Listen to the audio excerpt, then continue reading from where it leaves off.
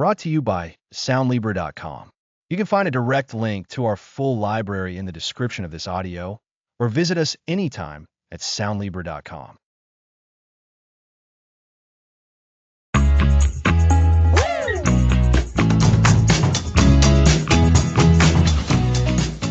Welcome to the Respect Blueprint. Let's explore building lasting respect through character. I'm excited to get started.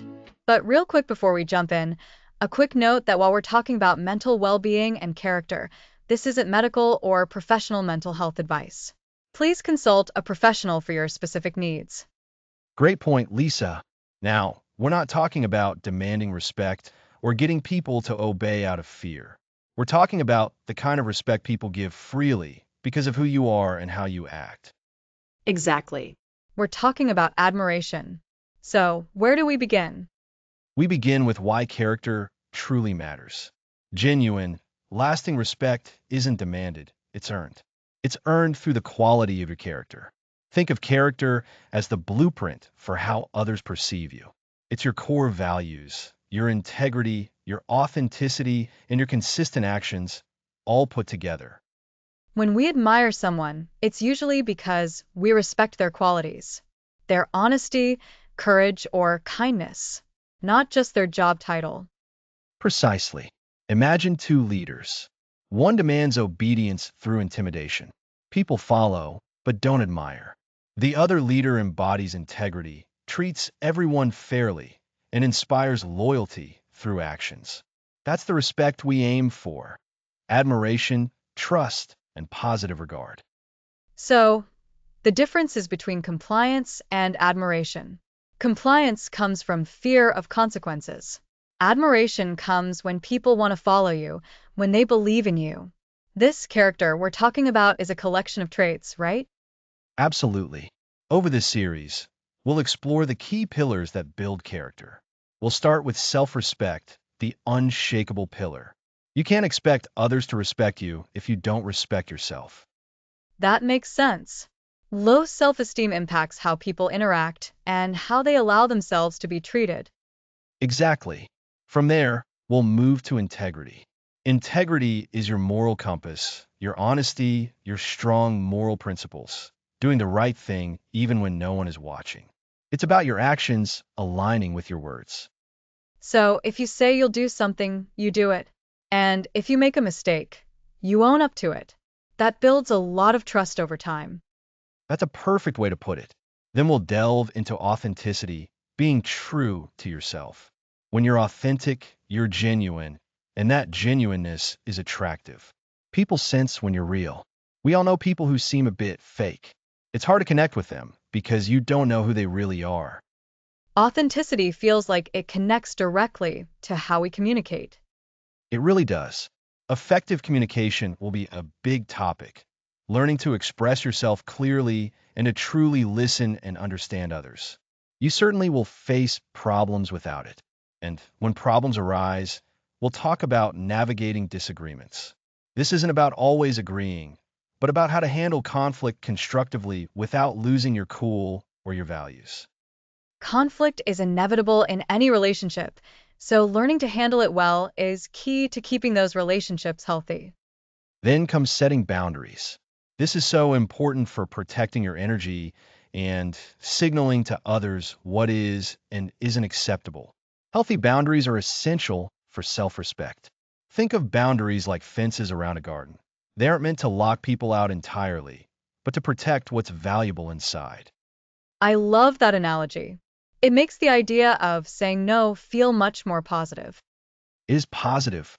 We'll also explore understanding authority, not just obeying it blindly, but respecting the position and the person when it's deserved. And crucially, we'll look at modeling respect.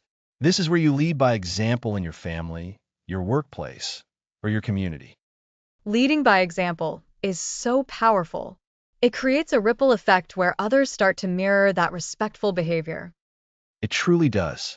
To truly understand others, we'll dedicate time to empathy, walking in another's shoes. This is about understanding their perspective, even if you don't agree with their conclusion. Empathy is the bridge to connection, isn't it? It absolutely is. It's how we move from me versus you to us. And empathy is the foundation for building trust, which is the currency of respect. We'll explore how to build trust and, just as importantly, what happens when it's broken. Finally, we'll look at fostering mutual respect, understanding that respect is a reciprocal dance. You give it to receive it. So, it's not a one-way street. It's a constant exchange that keeps a relationship balanced. Exactly. And we'll conclude the series by bringing it all together, the respect blueprint. We'll map out how you can intentionally build and sustain the kind of character that earns you lasting respect for a lifetime. Alex, that's an incredible roadmap. It sounds like focusing on our character can fundamentally change how we're perceived and how we connect with the world. It's not just about what we do, but who we are becoming. That's the goal, Lisa. True respect isn't fleeting. It's a deep-seated regard earned through consistent, honorable character. This series is designed to pack every minute with practical knowledge you can use immediately. I'm really looking forward to this journey. It feels like it's going to provide the tools many of us are looking for to build stronger, more meaningful relationships at home and at work. It will. We're going to help you turn these abstract concepts into daily habits. Building character is a marathon, not a sprint, but it's the most rewarding race you'll ever run. So, what's coming up first? We have to start from within. Be sure to join us next time as we delve into the first pillar, self-respect, the unshakable pillar. We'll talk about why you are your own most important critic and how your internal dialogue sets the stage for every other interaction in your life. I can't wait. Thanks for listening, everyone. Next episode, self-respect, the unshakable pillar.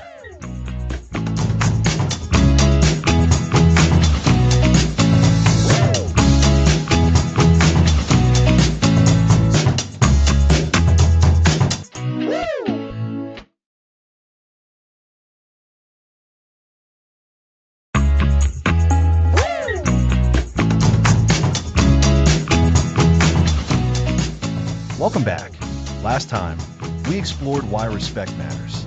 Now, we'll delve into a fundamental pillar, self-respect. It's the bedrock. Without self-respect, offering or accepting respect from others is difficult. What does self-respect truly mean? Is it just about feeling good? Feeling good is part of it, but self-respect runs deeper. It's recognizing and valuing your own worth. It's treating yourself with the dignity and kindness you'd give someone you admire. So, an active choice, not just a feeling. It's about how we behave toward ourselves. Exactly. This choice begins with knowing yourself, starting with your core values. What principles matter most? When your actions align with these values, you build self-respect. For instance, imagine someone valuing honesty. Consistently telling the truth, even when it's difficult, reinforces their sense of self. That makes sense. When you act in ways that feel right according to your deepest beliefs, you earn your own respect. But what about our strengths and weaknesses? Acknowledging those seems important too. Absolutely. Self-respect involves an honest assessment of both. It means celebrating your strengths, recognizing what you do well, and giving yourself credit. But it also means acknowledging your weaknesses without harsh self-judgment. Think of it like a balanced ledger. You own your achievements, and you own your areas for growth. So, it's not about pretending to be perfect, but about being real with ourselves. Owning both the good and the not so good. Precisely. Perfection is an illusion. Self-respect is about embracing your authentic self. This includes understanding your limitations and forgiving yourself when you fall short. It's this acceptance that forms an unshakable pillar. This sounds like it ties into self-care, too. Taking care of our physical and mental well-being. Is that a form of self-respect? It's a significant expression of it. Prioritizing your health, getting enough rest, making time for activities that recharge you. These are all acts of self-respect. They say, I am worthy of care. My well-being matters. Many people neglect this, thinking it's selfish, but it's essential. It's like putting on your own oxygen mask before helping others. If you're depleted, you have less to give. A perfect analogy. And just as important are boundaries. Setting clear boundaries is a direct declaration of self-respect. It communicates what you will and will not accept in your relationships and interactions. So, saying no when you need to or asserting your needs, that's self-respect in action? Definitely. It's about protecting your energy, your time, and your emotional space. When you consistently uphold your boundaries, you signal to yourself and to others that you value your own needs. This, in turn, fosters a deeper sense of respect for yourself. It's fascinating how self-respect influences our external interactions. If I respect myself, does that automatically translate to how others see me? In many ways, yes. When you carry yourself with self-respect, you project confidence and self-worth. This often influences how others perceive and treat you. People are more likely to respect someone who clearly respects themselves. It's a powerful, though often subtle, dynamic. So, to recap, self-respect isn't just about feeling good. It's about valuing your own worth, aligning your actions with your core values, honestly acknowledging your strengths and weaknesses, embracing your authentic self, practicing self-care, and setting healthy boundaries. You've got it. These elements combine to create that unshakable pillar. It's an ongoing practice, a daily commitment to treating yourself with the honor you deserve. And this internal foundation of self-respect is what truly allows us to build authentic respect with the world around us. It's the first domino, isn't it? Once that falls into place, the rest of the respect chain can follow. Precisely. And next time, we'll explore how this internal pillar of self-respect directly fuels our integrity, the compass of character. Thanks for listening.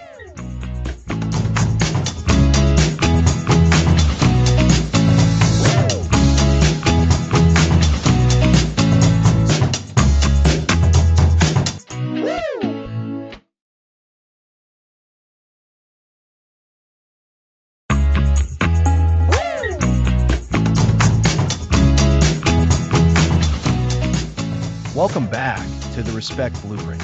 Today, we're diving deep into a core component of character, integrity. Integrity. It's a word we hear a lot, but what does it really mean in practice? And how does it directly tie into earning respect, Alex? Because sometimes doing the right thing can feel like the hardest thing. That's exactly it, Lisa. Integrity is fundamentally about alignment. It's about ensuring our actions are in harmony with our values and our principles. Think of it as an inner compass that guides us, especially when we face tough choices. It's not just about being good when no one is watching. It's about being good because it's who you are, regardless of external factors. So, it's not just about morality in a general sense, but about adhering to a personal code of ethics? Precisely. And at the heart of integrity are a few key elements. First and foremost is honesty. This means speaking the truth, even when it's uncomfortable. It's about not misleading others, whether through direct lies or by omission. When we are consistently honest, we build a reputation for trustworthiness. People know they can rely on our word. And that's where the respect starts to build, isn't it? If I know someone is honest, I'm more likely to trust them, to value their opinion, and to feel confident in any dealings I have with them. Absolutely. But honesty isn't just about what we say. It's also about our actions. This brings us to truthfulness. It's the broader concept of being genuine. Are your intentions transparent? Are your promises sincere? When your words and actions match, you demonstrate a profound level of integrity. Imagine someone who constantly tells you they'll help, but never follows through. That inconsistency erodes trust and, therefore, respect. Consistent actions, however, build a strong, reliable foundation. That makes so much sense. So, honesty is about the specifics of telling the truth, and truthfulness is about the overall pattern of being genuine in word and deed. Exactly. And closely linked to this is accountability. Integrity means taking responsibility for our actions and their consequences. It's not about making excuses or blaming others when things go wrong. It's about owning our mistakes, learning from them, and making amends if necessary. When you hold yourself accountable, you show others that you are mature, reliable, and that your commitments are meaningful. I can see how this would be challenging. Sometimes the temptation to deflect blame or to downplay a mistake must be immense. But by facing it head on, you're essentially saying, I own this, and that demonstrates a confidence in yourself and respect for those affected. It absolutely does. And the ripple effect of integrity is truly remarkable. When you consistently act with integrity, you not only earn the respect of others, but you also foster an environment of trust and open communication. People feel safer and more valued around you. This, in turn, can inspire them to also act with greater integrity. It's a positive feedback loop. It's like a chain reaction of good character.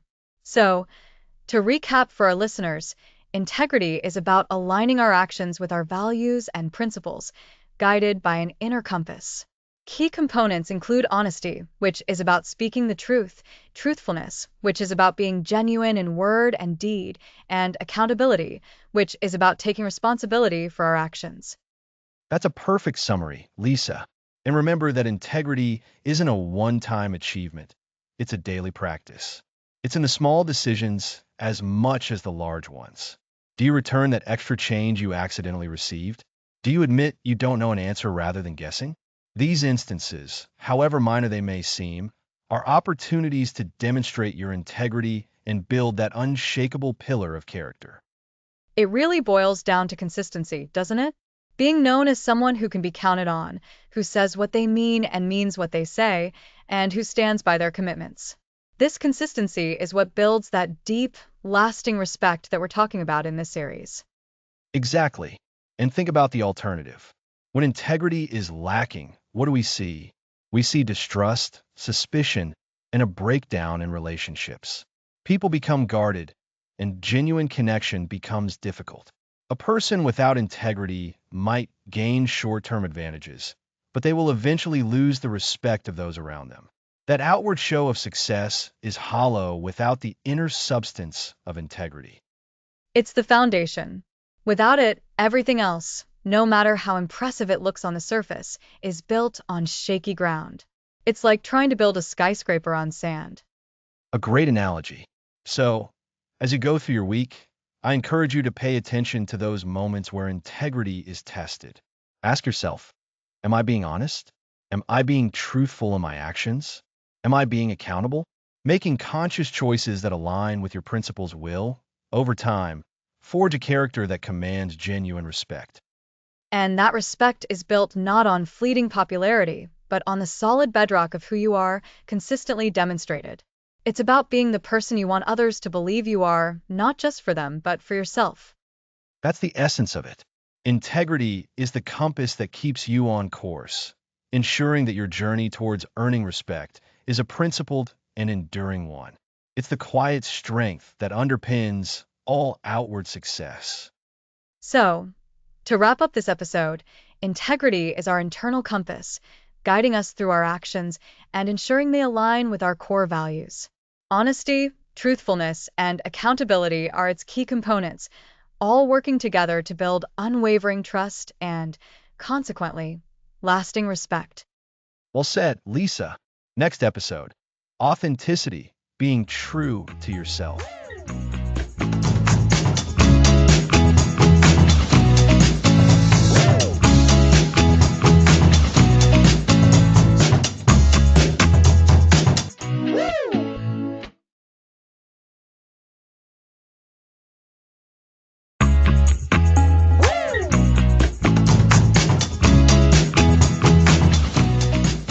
Welcome back. Last time, we explored the vital role of integrity. Now, we're diving into another foundational element, authenticity. Authenticity, at its core, is about being true to yourself. It's standing firm in your own values, beliefs, and personality, rather than putting on a false front. It's about showing up as your genuine self, with all your strengths and even your imperfections. And that's where the courage comes in. Being authentic requires a willingness to express your true thoughts and feelings, even when they might not be popular. It's about having the conviction to be yourself. Absolutely. It's easy to say, be yourself, but in practice, it can be challenging. We live in a world that often pressures us to conform. Authenticity is the decision to resist that pressure and embrace our own unique identity. It's crucial to differentiate this from simply being blunt or dismissive. Authenticity isn't an excuse to disregard the feelings of others. True authenticity is always balanced with consideration and respect. It's about expressing yourself genuinely but mindfully. That's a key point. You can be authentically you and still be kind. You can be authentically you and still listen actively. It's about how you express your truth. Are you coming from a place of genuine self expression or using your feelings as a weapon? Exactly. Think about it. If you're always changing your opinions to match whoever you're talking to, people eventually notice. They might not trust your sincerity. They might wonder, who is this person really? And that lack of trust erodes respect. If you're not consistently showing up as yourself, how can anyone truly know or rely on you? Authenticity builds that solid ground for relationships. It tells people, this is who I am and I stand by it. Paradoxically, showing your imperfections, your vulnerabilities, can actually build more respect. When we see someone admit when they don't know something or acknowledge a mistake, it makes them more relatable and, believe it or not, more trustworthy. It shows a deep self-assurance that isn't afraid of not being perfect. It humanizes us. In a world that can feel increasingly distant, that genuine human connection is incredibly powerful. When you allow yourself to be seen, flaws and all, it gives others permission to do the same, fostering deeper understanding and respect. So, how can someone start cultivating more authenticity? What are some practical steps? I think the first step is introspection. Take time to understand your own values, passions, and what truly matters to you. What are your core beliefs? Once you have a clearer sense of self, it's easier to express it. That makes sense. Knowing your own compass is the first step to following it honestly. Absolutely. And then start small. In low stakes situations, practice speaking your mind respectfully, expressing a genuine preference, sharing an honest opinion, or admitting you need a little more time on a task. These are opportunities to flex that authenticity muscle. I like that, flexing the authenticity muscle. It's like any skill, it gets stronger with practice. Exactly. Over time, you'll build the confidence to express yourself more fully. It's also about aligning your actions with your words. If you value honesty, are you always being honest, even when it's difficult? If you value kindness, do your actions consistently reflect that? That's where integrity comes back into play. Authenticity and integrity are deeply intertwined. They're two sides of the same coin of genuine character. They really are. Fostering authenticity also means surrounding yourself with people who appreciate and encourage your true self. If your social circle constantly makes you feel like you need to be someone you're not, it's worth evaluating those relationships. That's powerful advice. It's about creating an environment where your true self can thrive and be respected. So, to recap, authenticity is about being true to yourself, expressing your genuine thoughts and feelings, but always with consideration for others. It requires courage, builds trust, and paradoxically, can deepen respect, even through imperfection. That's a wonderful summary. It's about having the inner conviction to be yourself, while also having the outward consideration to connect meaningfully with others. It's a balance that allows for genuine connection and earns lasting respect. And that balance is key. Being authentic doesn't mean you'll always be liked, but it does mean you'll be respected for who you are. It's about building a reputation for sincerity and solid character.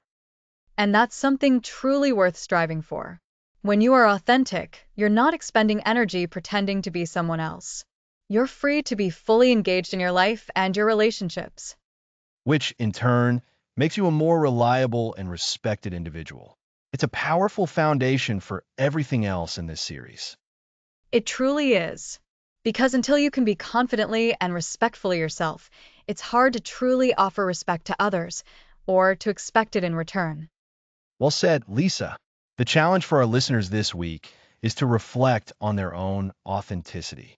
Where can you be a little more true to yourself while still being considerate? Think about those small moments in your day. Can you express a genuine opinion, share a sincere feeling, or simply be present as your true self? Excellent. Next episode, we'll be exploring the art of effective communication and how being heard and understanding others is absolutely vital. I'm really looking forward to that one. Until then, keep being your true, wonderful selves. Indeed. Thanks for listening.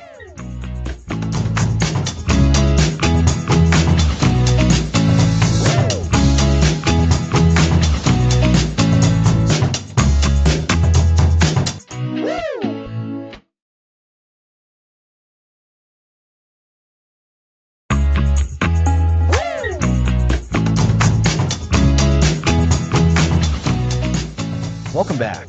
Last time, we explored the vital role of authenticity. Today, we're unpacking effective communication, the essential art of being heard and truly understanding others. And Alex, that connection to authenticity is so important. If you're not true to yourself, how can you communicate your genuine thoughts and needs clearly? This feels like it bridges the internal work we've done with how we interact with the world. Exactly. Think of effective communication as the bridge that connects your inner character to your outward relationships. It's not just about talking. It's about creating a shared space of understanding. And that starts with a fundamental principle, active listening. Active listening. We hear that phrase a lot, but what does it really mean in practice? It means giving your undivided attention to the speaker. It's more than just waiting for your turn to talk. It involves truly focusing on their words, their tone, and their body language.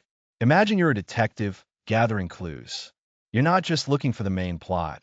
You're noticing the subtle details that paint a fuller picture. So, it's about being present, not just physically, but mentally and emotionally.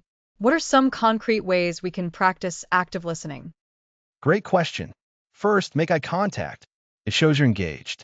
Second, nod your head or use small verbal cues like uh-huh or I see to show you're following along. Third, and this is crucial, avoid interrupting. Let the other person finish their thoughts completely.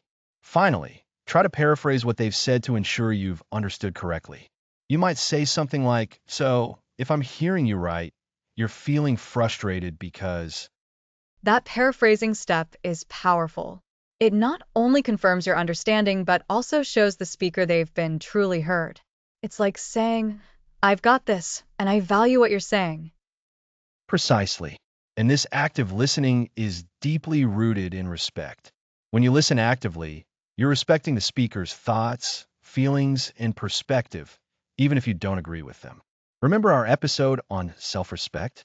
That unshakable pillar helps us feel secure enough to truly listen without immediately jumping to defend ourselves. And we also touched on integrity. If we're being authentic and honest, our listening will naturally be more open, won't it? We won't be trying to twist words or find loopholes. Absolutely. Integrity acts as our compass, guiding our communication towards honesty.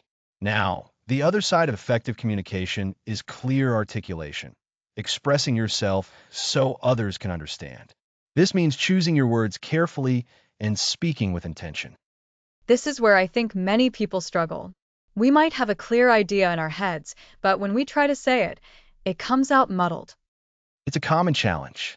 To articulate clearly, start by organizing your thoughts before you speak. What is the main point you want to convey? What are the supporting details? Using simple, direct language is key. Avoid jargon or overly complex sentences that can confuse your listener. Think of it like giving directions. You want to be precise and easy to follow, not send someone on a wild goose chase. So less like a riddle and more like a clear map. Exactly. And don't be afraid to be specific about your needs and feelings. Using I statements is incredibly effective. Instead of saying, you always interrupt me, try, I feel unheard when I'm interrupted. See the difference? Oh, that's a big difference. The you statement sounds accusatory, while the I statement focuses on your personal experience and feelings without blaming the other person. It's much less confrontational. It is. It opens the door for dialogue rather than shutting it with defensiveness. This connects back to our earlier discussions on character. When you communicate with integrity and self-respect, you can express your needs honestly and vulnerably. And what about nonverbal cues, Alex? We communicate so much without saying a word. You've hit on a vital point, Lisa. Nonverbal communication, your body language, facial expressions, tone of voice, often speaks louder than your words. If your arms are crossed, your brow is furrowed, and your tone is sharp, even if you're saying, I'm open to discussion, your nonverbal signals are sending a very different message. So, our body needs to be aligned with our words. It's about congruence. Precisely. Congruence. And understanding these nonverbal cues in others is just as important as managing our own. This is where empathy comes into play, which we'll explore more deeply later in the series. But for now, recognize that a slight frown or a sigh can convey frustration, even if the person is trying to stay calm. Being attuned to these silent signals allows you to respond more appropriately and empathetically. It's like understanding a secret language that underpins all verbal interactions. That's a great way to put it. And by mastering both active listening and clear articulation, supported by awareness of nonverbal cues, we create an environment where misunderstandings are less likely to occur. Respectful communication doesn't eliminate disagreements, but it provides the tools to navigate them constructively. So, to recap, effective communication is a two-way street, actively listening with full attention and expressing yourself clearly and honestly. Both require us to be present, congruent, and mindful of the unspoken messages we send and receive. Exactly. It's about building that bridge of understanding brick by brick with each interaction. And this skill, honed through practice, is fundamental to earning and maintaining lasting respect in every relationship. It truly is a cornerstone of good character. Next episode, we'll tackle navigating disagreements, and you'll see how these communication skills prepare us for those challenging conversations.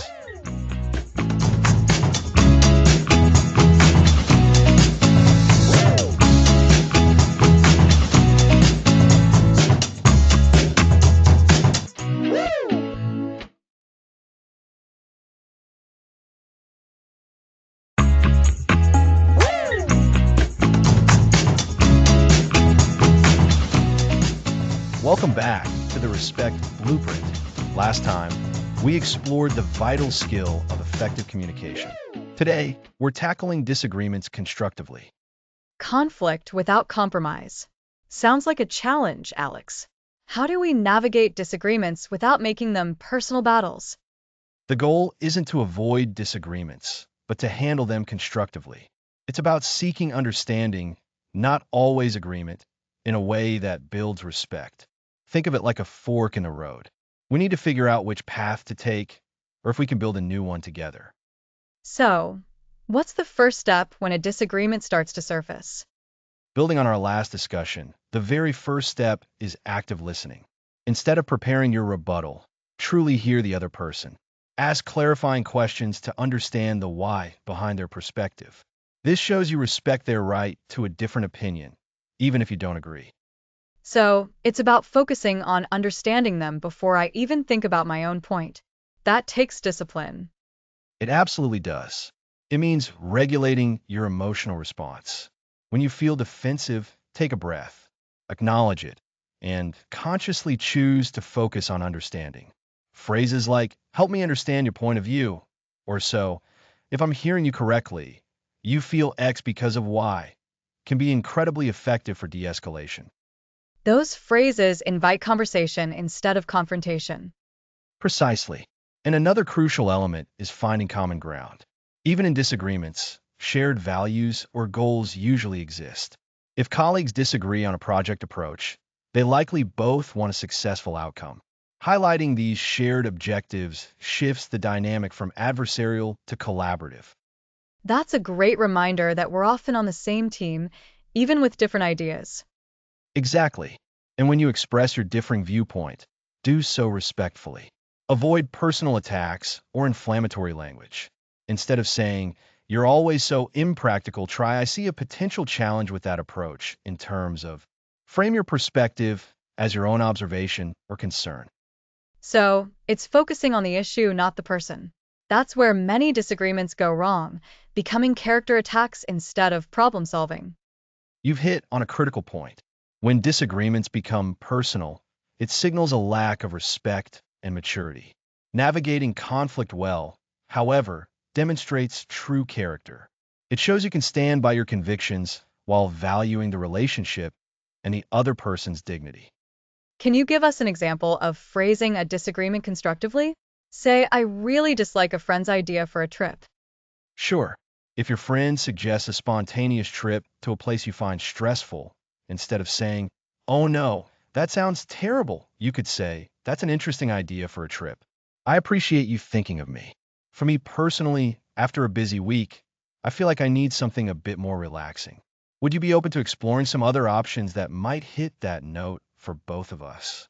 It acknowledges their idea, expresses your need, and invites collaboration. That feels so much more open and less confrontational. It's like saying, I hear you, and I have a different need. Can we work it out together? Precisely. It's about seeking mutual understanding and, where possible, a win-win scenario. Sometimes agreement isn't possible. In those situations, respectful disagreement means acknowledging the difference, agreeing to disagree, and moving forward without resentment. It's about respecting each other's autonomy. So, to recap navigating disagreements constructively, start with deep, active listening to understand their perspective. Regulate your own emotions before responding. Look for common ground. When expressing your view, focus on the issue, not the person, using I statements. And if agreement isn't possible, aim for a respectful agreement to disagree. That's a perfect summary, Lisa. These skills aren't just about smoothing over arguments. They're fundamental to building strong relationships and earning genuine, lasting respect. They show you can handle pressure, value others, and are secure enough not to need to win every exchange. It truly is about building that respect blueprint, one interaction at a time. Absolutely. Next episode, we'll be discussing how to set boundaries effectively.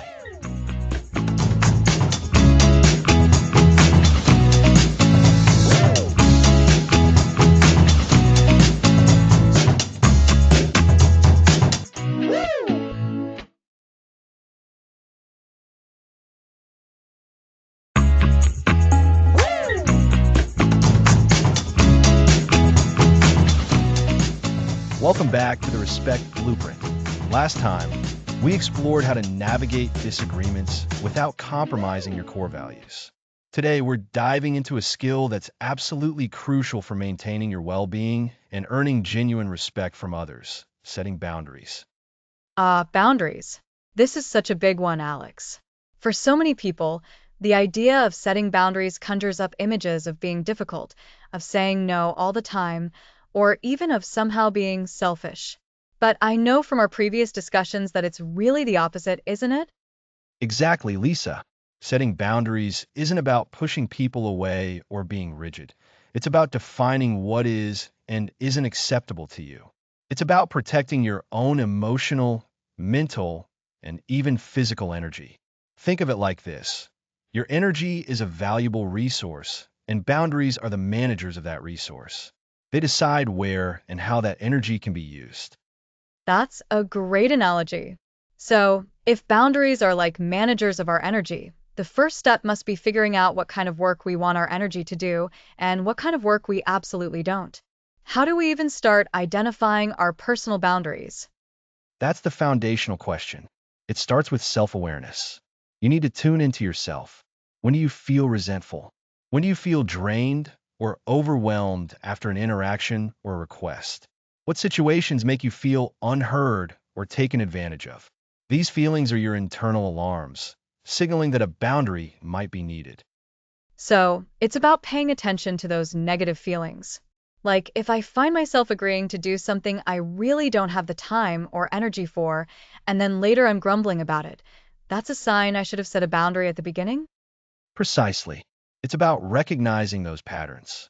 For instance, maybe you consistently find yourself saying yes to every social invitation, even when you're exhausted, because you don't want to disappoint anyone. That constant saying yes when you mean no is a clear indicator. Your boundary might be around your need for downtime and personal space. Okay, I can see that. So, once I've identified a potential boundary, say, I need to protect my evenings for quiet time. What's the next step? How do I communicate this without offending anyone or causing a whole new conflict?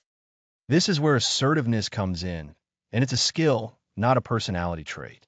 Assertive communication is about clearly and respectfully stating your needs and limits. It's about being direct, honest, and kind. Avoid being aggressive, which is demanding and hostile, or passive, which avoids the issue altogether. Assertive, not aggressive or passive. That's a good mantra. So, could you give us an example of how to communicate that evening boundary assertively? Certainly. Imagine a friend asks you to help them with a last-minute project on a weeknight when you've planned your downtime. Instead of just saying, I can't, which can sound abrupt, you could say something like, I appreciate you asking me, and I'd normally love to help. However, I made it a personal commitment to have my evenings free for personal rest these days. I won't be able to take on anything else tonight. Is there another time I could assist you? Or perhaps we can find another solution? I like that. It validates their request, states your limit clearly, explains the why briefly, and even offers an alternative if possible.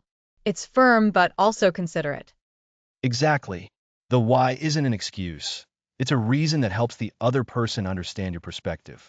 For example, if someone is expecting you to always be available for personal calls during work hours, you might say, I need to focus on my work during business hours to be effective. I'm happy to chat during my lunch break or after work, though. You're not saying you never want to talk to them. You're defining when it's appropriate. This brings up something important: enforcing boundaries. What happens when someone doesn't respect the boundary you've set? It's one thing to state it, but quite another to have it ignored. This is the critical follow-through. Boundaries without enforcement are just suggestions. When a boundary is crossed, you need to address it. This doesn't mean a huge confrontation. Often, it's a gentle reminder. If that friend who knew about your evenings calls again last minute, you can simply say, remember, I mentioned I'm keeping my evenings free for personal time. I can't take this on tonight. So, it's a consistent reminder. And what if they still push back or get upset? That's when you might have to be more direct, and sometimes you might have to accept that not everyone will understand or respect your boundaries, at least not immediately. Their reaction is their responsibility, not yours. Your responsibility is to uphold your own needs. This might mean limiting contact with someone who consistently disregards your boundaries, or perhaps having a more serious conversation about the impact of their behavior. It's about being willing to create distance if necessary. That sounds tough, but also powerfully self-respecting. When you consistently set and enforce your boundaries, you're telling yourself and others that your time, your energy, and your well-being are valuable. You're essentially saying, I respect myself and I expect you to respect me too. You've hit the nail on the head, Lisa. When you establish clear boundaries, you're demonstrating self-respect. This, in turn, influences how others perceive you and interact with you. People tend to respect those who respect themselves. They learn what they can and cannot ask of you, and this leads to healthier, more balanced relationships. Remember, setting boundaries is not a sign of weakness or being difficult. It's a sign of strength, self-awareness, and a commitment to your own well-being. So, to recap for our listeners, identify your boundaries by paying attention to where your energy gets drained or where you feel resentful. Communicate your boundaries assertively, clearly, and kindly, explaining your needs. And importantly, be prepared to enforce those boundaries through consistent reminders and, if necessary, by creating more distance. It's all about protecting your energy and, by extension, earning respect. Exactly. And this leads us directly into our next topic. If understanding and enforcing our own boundaries is key to earning respect, then understanding the boundaries and expectations of others, particularly those in positions of authority, is our next crucial step. That sounds like a very natural progression. It is. So, join us next time as we explore understanding authority, respecting the person and the position.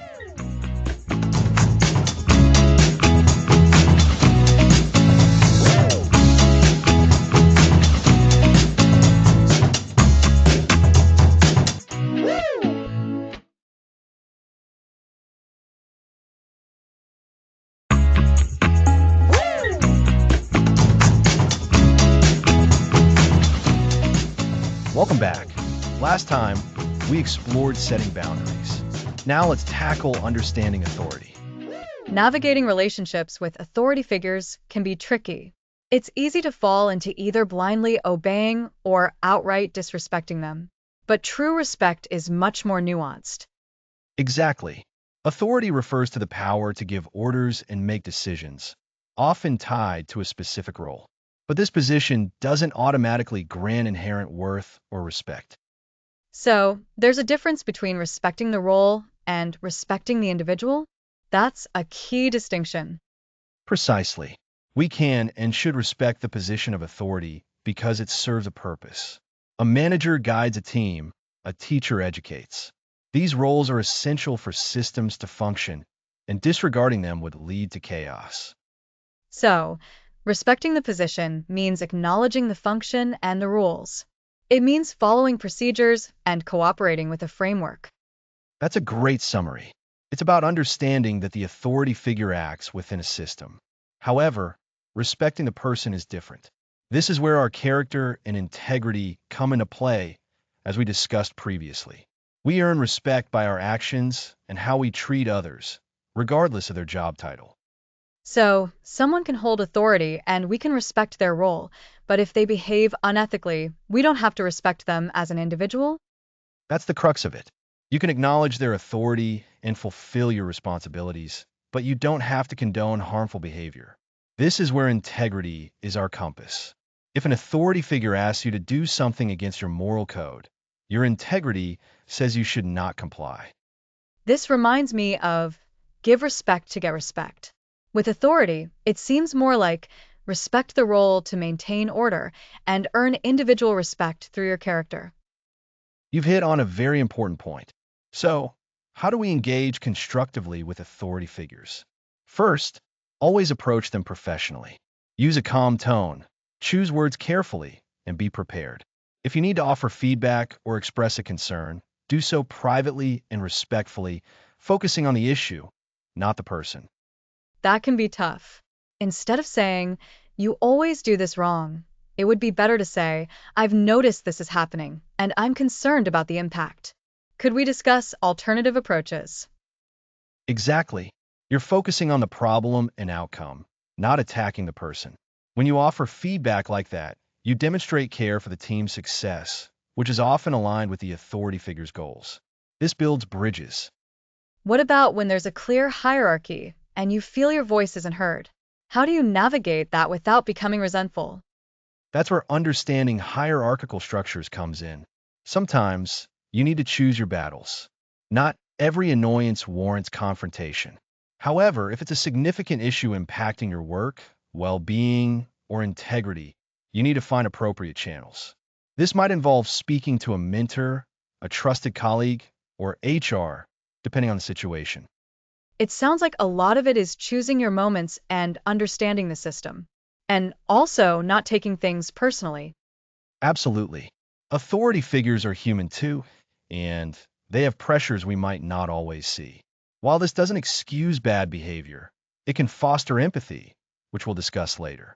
Empathy helps us understand their perspective and react more constructively.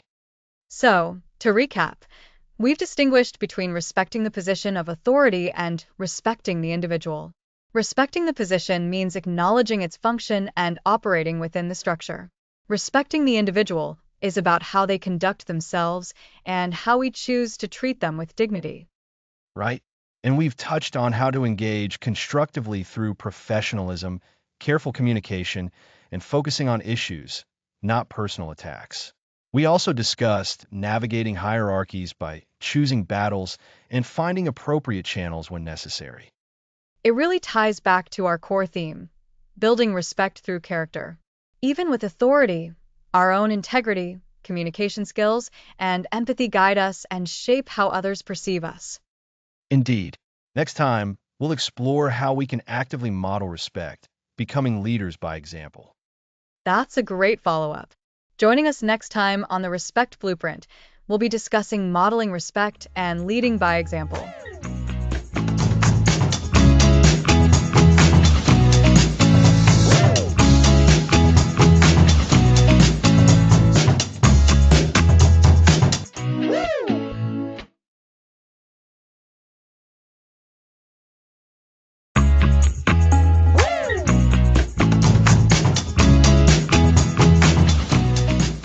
Welcome back to the Respect Blueprint. Last time, we explored understanding authority. Now, we're discussing modeling respect and leading by example. That's right, Alex. Modeling respect is where all the previous concepts we've discussed really come into play. It's not just about knowing about respect, it's about showing it consistently and genuinely. Precisely. Think about it. How do we learn most of what we know? We watch others. We see how they interact, how they handle situations, and how they treat people.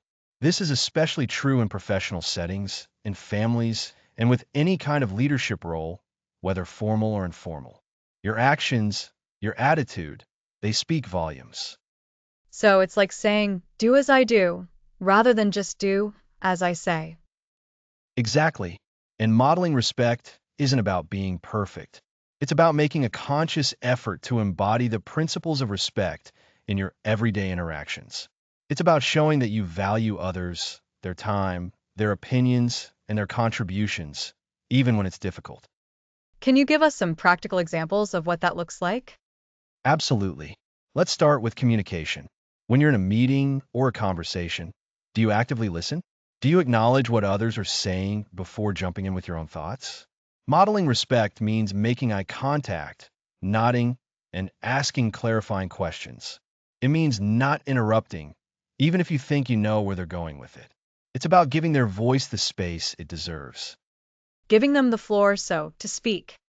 Yes, another key area is how we handle disagreements. Remember our episode on navigating disagreements? Modeling respect means staying calm, focusing on the issue and not attacking the person, and being willing to find common ground. It doesn't mean you have to agree, but you can disagree respectfully. You can say, I understand your perspective on this, and while I see it differently, I respect your reasoning. That's a powerful distinction. It acknowledges their thinking without necessarily adopting it. Indeed. And think about how we treat people in general, regardless of their status or role. Do you hold a door for someone? Do you say please and thank you? Do you acknowledge the effort people put in, even for smaller tasks? These small acts of courtesy, when done consistently, build a foundation of mutual respect. They show that you see the humanity in everyone. It also creates a positive ripple effect, doesn't it? When you treat someone with respect, they're more likely to reciprocate, and that encourages others around them to do the same. You've hit on a crucial point, Lisa. Modeling respect creates a culture. Imagine a workplace where a senior leader consistently thanks their team, acknowledges their hard work publicly, and genuinely listens to their ideas. What do you think happens to the morale of that team? What happens to the overall atmosphere? I imagine people feel more valued, more motivated, and more inclined to treat each other with that same level of respect. It fosters a sense of belonging. Precisely. Conversely, if a leader dismisses concerns, interrupts constantly, or shows favoritism, that negative behavior is also modeled. It signals that disrespect is acceptable and that can poison an environment very quickly. So, as a leader, or even just as a peer, your actions are a constant demonstration of what is acceptable and valued. It really underscores the idea that respect isn't just a feeling, it's an action. And when we model those actions, we're essentially teaching others how to treat us and how to treat each other. Absolutely. And this applies not just to formal leadership. Think about parents modeling respect for their children, or even older siblings modeling respect for younger ones. The way you handle stress, the way you speak about others when they aren't present, the way you admit when you're wrong. These are all powerful lessons being taught through your example. It sounds like it requires a high level of self-awareness. You have to be mindful of your own behavior and its impact. It does. And that's where the integrity and authenticity we talked about earlier becomes so important. For your example to be truly powerful, it needs to be genuine. People can sense insincerity when you model respect because you truly believe in its importance. It resonates much more deeply. It's not a performance, it's a way of being. So, to recap, modeling respect means actively demonstrating valued behaviors like active listening, thoughtful communication, and demonstrating courtesy to everyone. It's about showing, not just telling, and creating a ripple effect that fosters a positive and respectful environment. That's a perfect summary, Lisa. Your actions are your most powerful message. By consistently choosing to act with respect, you influence others, build stronger relationships, and contribute to a more harmonious environment for everyone. Remember, the way you treat others is often the benchmark for how they will learn to treat you and each other. It's a continuous practice, isn't it? A daily commitment to embodying the character we want to see in the world. Exactly. In our next episode, we will explore the vital role of empathy. That sounds like a crucial step forward. It is. Thanks for listening.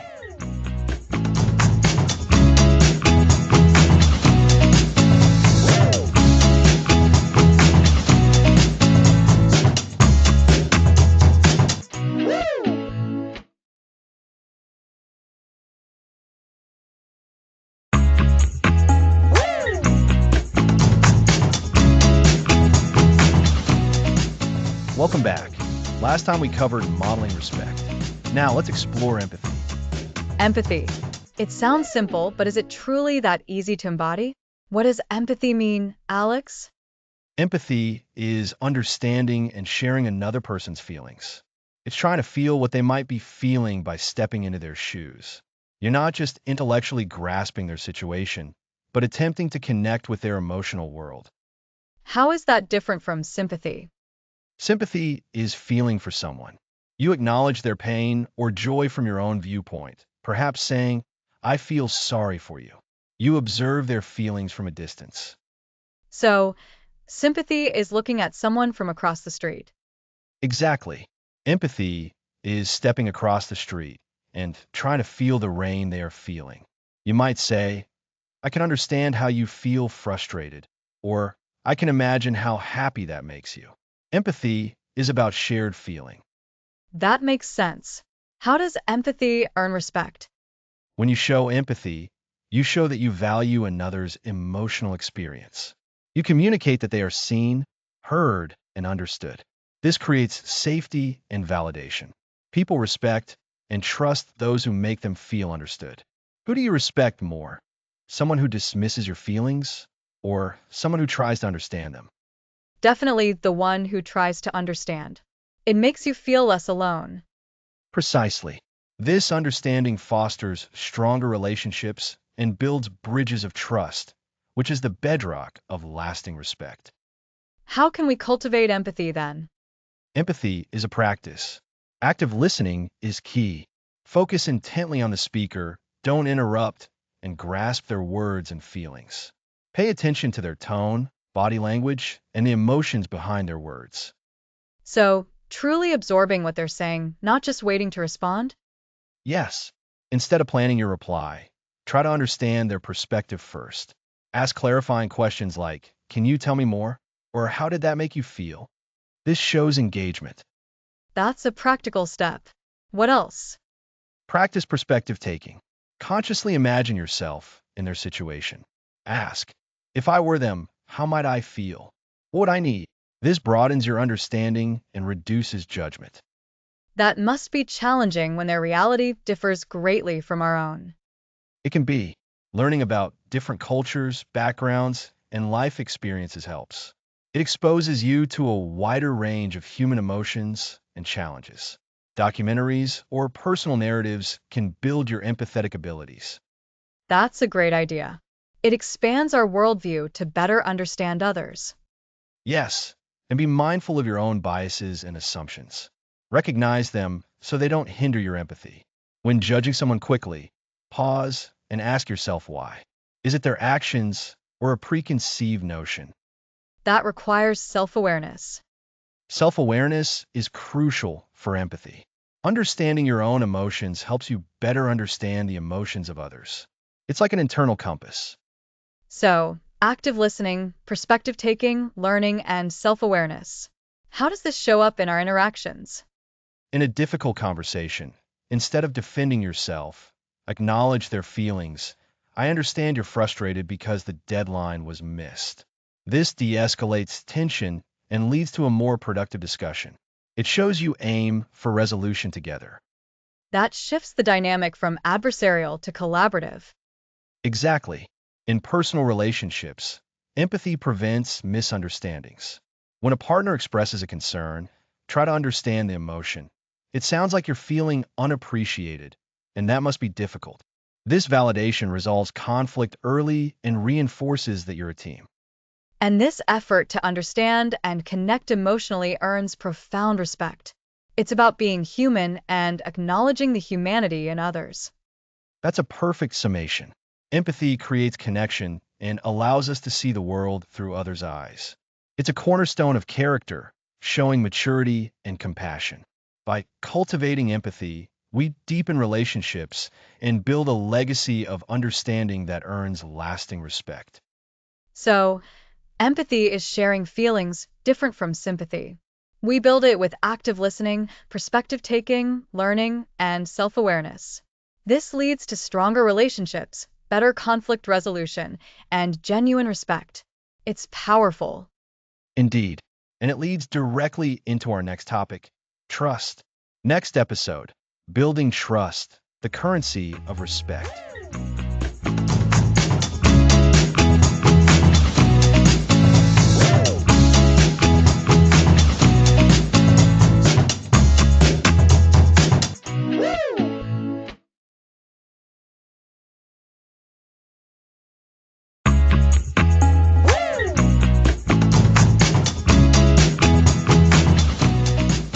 Welcome back to the Respect Blueprint.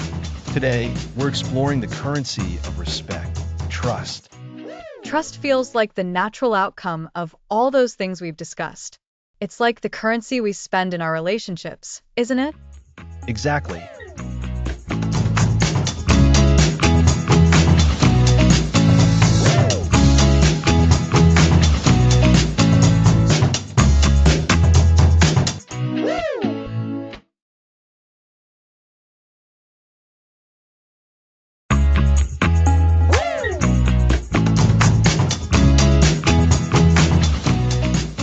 Welcome back to the Respect Blueprint. Today, let's foster mutual respect.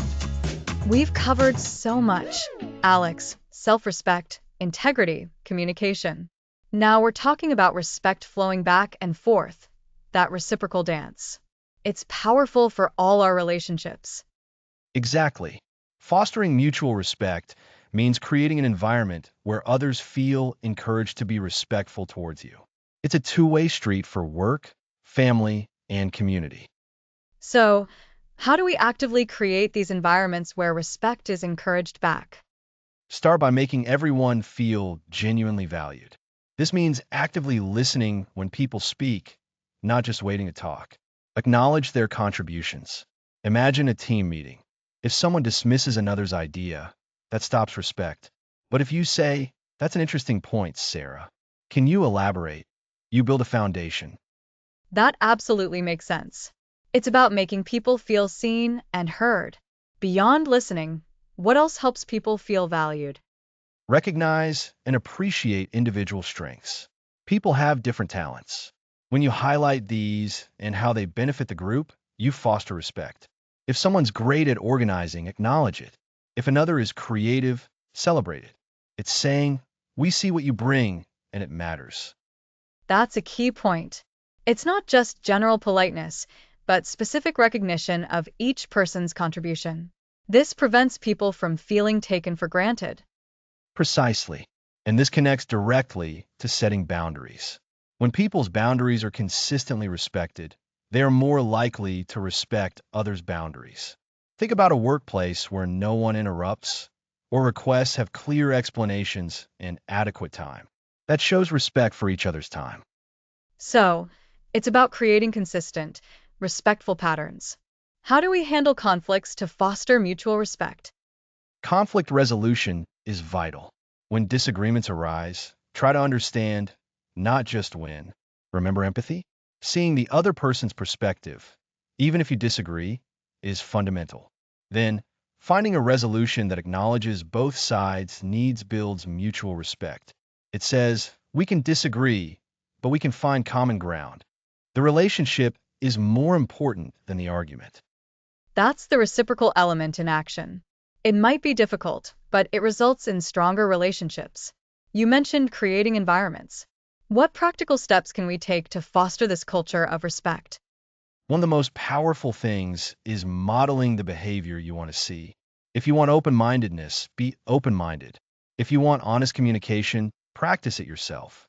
It's not just talking, it's consistently doing. So, leadership at any level is critical? If a manager models respect, it influences the team? Exactly. And it's not just leaders. It's peer-to-peer respect. When colleagues support each other and celebrate successes, that creates a positive feedback loop. When someone is encouraging, you feel good and want to return that positive energy to support them back. That positive feedback loop is so important. It's a virtuous cycle. When respect is present, more respect grows. When it's absent, negativity and mistrust can grow. Precisely. This shows respect isn't fixed. It's an active practice we must cultivate. Another practical way is encouraging open feedback, creating safe spaces for constructive criticism, and receiving it without defensiveness is huge. When getting feedback, remember, listen, understand, and respond thoughtfully. This shows respect for the person giving it. And from the giver's side, how do they offer feedback respectfully? When giving feedback, focus on the behavior or situation, not the person. Use I statements like, I felt concerned when X happened, instead of you always do Y wrong. Be specific, offer solutions, and make it a two-way conversation. This communicates you respect their ability to learn and grow. So, to sum up, fostering mutual respect means making people feel valued by listening and recognizing their strengths. It involves consistent behavior, like honoring boundaries and approaching conflict to understand. Modeling respect and encouraging it in others through support and constructive feedback all build that positive feedback loop. You've really captured it, Lisa. It's about creating an ecosystem of respect. This leads to more engagement, collaboration, and overall happiness. It's the core of building strong, lasting relationships. It truly is that reciprocal dance. You give respect and you receive respect. They're deeply connected for healthy relationships. And it's a skill we can all keep developing. Next episode, Sustaining Respect, the ongoing journey.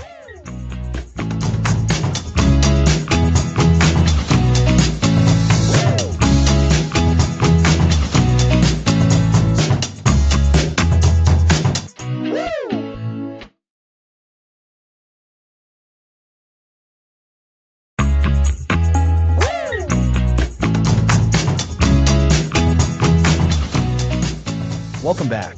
Last time we covered fostering mutual respect. Now let's tackle sustaining respect. Exactly, Alex. We've built a strong foundation exploring everything from self-respect to trust. Now, how do we keep that foundation solid, day after day? Sustaining respect means being continuously mindful of our actions. It's about consistency. Think of it like tending a garden. You have to water and nurture it. Respect is very much the same. I like that analogy. So, it's about actively maintaining our character, not passively hoping it remains intact. What does that look like? It starts with self-awareness. We need to regularly check in with ourselves. Are our actions aligning with our values? Are we still practicing integrity, authenticity, and empathy? It's easy to get complacent. That's so true. When things are good, we might think we've made it. But life throws curveballs, and circumstances change. How do we adapt without sacrificing our respect? Adaptability is key, but it must be guided by our core principles. When faced with new situations, we need to ask ourselves, how can I navigate this while staying true to myself and upholding respect? This often involves thoughtful decision making. So, it's not about rigid adherence, but applying our established character traits to new contexts. If we learn to set boundaries, we need to continue doing that even when roles change. Precisely. And this brings us to continuous learning and growth. The world evolves, and so should we. Staying humble, being open to feedback, and seeking to understand different perspectives are all part of sustaining respect. Remember empathy? That skill is even more critical as we navigate different life stages. Yes, empathy helps us understand why someone might be behaving a certain way, which informs how we respond and maintain respect, even if we disagree. It's like seeing the world through their eyes. And when we consistently demonstrate empathy, integrity, and a commitment to self improvement, we build what I call a respect reserve. This isn't about being perfect, but about having a history of sound decisions that buoys us when we inevitably make a mistake. A respect reserve. I like that. It makes it sound like we're building up goodwill to weather difficult moments. So, if we slip up, how do we recover and continue sustaining respect? Responsibility. Own your mistakes. Apologize sincerely and, most importantly, learn from them. This isn't about dwelling on the past, but about demonstrating that you are committed to doing better. When you can admit you were wrong and make amends, you actually strengthen the respect people have for you. It shows you're human, but also dedicated to your character. That's reassuring. It means one bad choice doesn't have to derail everything. It's about how we handle those moments. So, are we talking about small, everyday actions compounding over time? Absolutely. Respect isn't built in grand gestures. It's nurtured in the quiet consistency of our daily lives. It's in how we speak to colleagues, how we treat strangers, how we react under pressure, and how we follow through on our promises, no matter how small they seem. Each of these daily choices is like adding another brick to that respect blueprint. It sounds like a conscious effort, then, a daily recommitment to the principles we've been discussing. It's about living our values outwardly, not just believing in them internally. Exactly. And this outward living shapes our influence. When people see us consistently embodying respect, they are more likely to trust us, listen to us, and follow our lead. This is the lasting impact of sustained character. It's not just about how others see us, but about the positive impact we have on the world around us. So, to recap for our listeners, sustaining respect is an ongoing journey, not a destination. It requires continuous self awareness, adaptability guided by core principles, a commitment to learning and growth, and the courage to own our mistakes and make amends. It's about the consistent, conscious effort in our daily actions. Precisely. It's a marathon, not the sprint. And by practicing these habits, we ensure that the respect we've earned doesn't fade, but grows stronger over time, leaving a lasting positive legacy. This has been such an illuminating discussion, Alex. It really highlights that character building is a lifelong endeavor. It is. And as we approach our final episode, we'll be bringing everything together. We'll look back at the entire respect blueprint and how you can use it to build your own enduring legacy. Next episode, the respect blueprint, your legacy of character.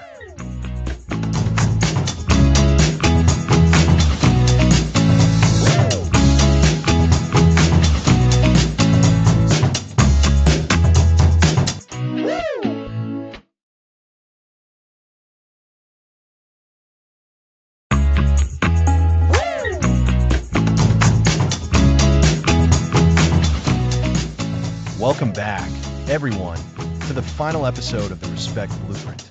We've journeyed through so many vital aspects of character, and today we're bringing it all together. That's right, Alex.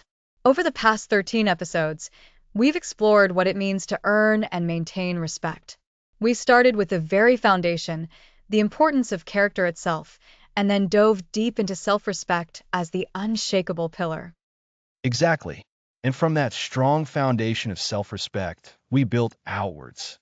We discussed integrity, that unwavering internal compass that guides your actions. Remember how we talked about integrity being about doing the right thing, even when no one is watching? And then came authenticity, being true to yourself, which is so crucial for genuine connection. It's hard to respect someone who isn't being real, isn't it? This naturally led us to effective communication, the art of truly being heard and understanding others. Communication is such a powerful tool, and it's intertwined with how we navigate disagreements. We learned about navigating conflict constructively, not by compromise of our values, but by understanding and clear exchange. Setting boundaries was another big one. Protecting your energy and making sure your needs are understood is absolutely vital for earning respect. It's not about being difficult, it's about self-preservation and clear expectations. And then we looked at understanding authority, respecting both the position and the person holding it.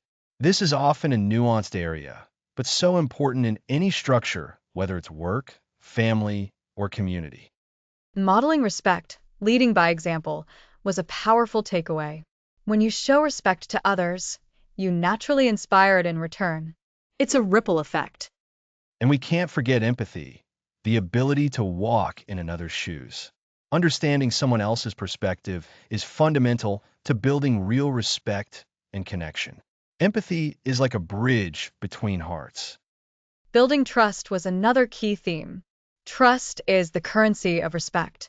Without it, genuine relationships wither. We talked about how consistently trustworthy actions are what build that essential foundation. We then explored fostering mutual respect, that reciprocal dance where both individuals feel valued and understood. It's about creating an environment where respect flows in both directions. And finally, we touched upon sustaining respect, understanding that it's an ongoing journey, not a destination. It requires continued effort and intention. So, today we're talking about the respect blueprint, not just as a set of learned principles, but as a legacy. Think about the people you admire most. What is it about them that commands your respect? It's almost always a consistent demonstration of these character traits we've discussed. That's a great way to frame it. It's about the imprint you leave on the world and the people around you. When you live with integrity, communicate effectively, and show empathy, you're not just getting by, you're building something lasting. Your character is your most profound message. It speaks volumes before you even utter a word. When you prioritize self-respect, you empower yourself to extend genuine respect to others. This creates a powerful positive feedback loop. It truly is a blueprint for a life well lived. Every principle we've covered, integrity, authenticity, empathy, communication, boundaries, these are the building blocks. When applied consistently, they construct a reputation that is not only respected but also deeply admired. Imagine the impact of consistently embodying these traits. You become someone people